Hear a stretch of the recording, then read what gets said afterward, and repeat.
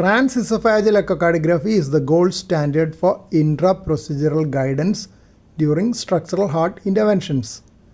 Because it provides a posterior window to the heart, it offers superior resolution of the valves and atrial septal anatomy compared to transthoracic imaging. Here's a step-by-step guide to the essential TEE views required for comprehensive interventional planning. Mid-esophageal 4-chamber view. Angle approximately 0 to 20 degrees.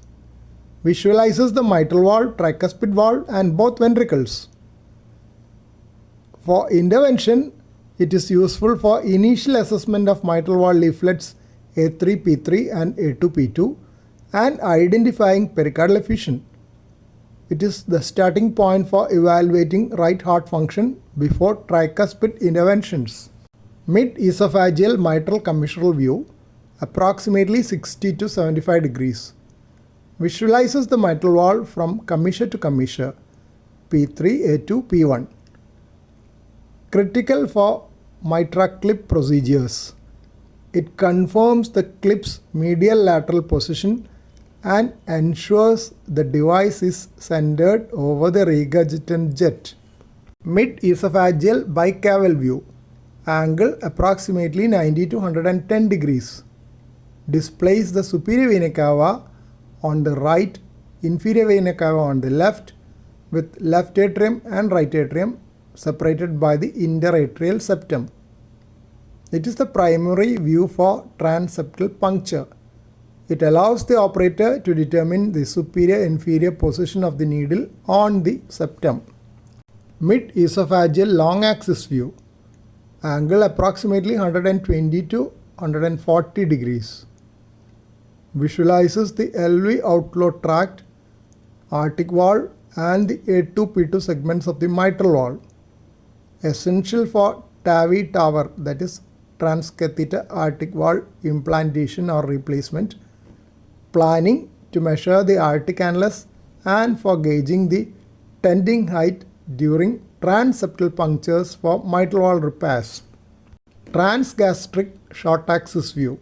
Angle 0 degrees. Advanced probe into the stomach and antiflex. A donut view of the left ventricle in cross section. Used to monitor global left ventricular function and regional valve motion during high-risk procedures.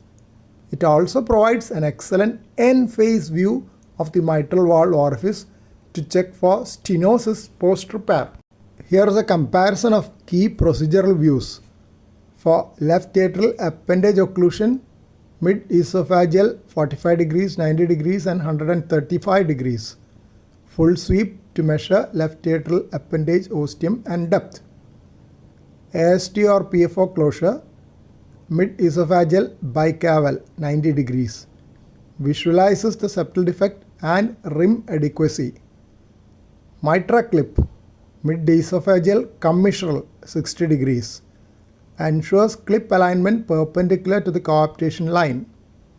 Tower, mid-esophageal long axis 120 degrees. Precise visualization of the aortic root and valve deployment. Always perform a 3D end-phase reconstruction of the mitral valve, the surgeon's view, after obtaining the mid-esophageal 0 degrees view.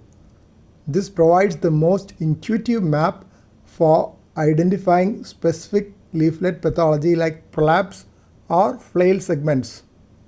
There is a good library of echo clips at University of Toronto website which includes these 5 views and other standard TEE views.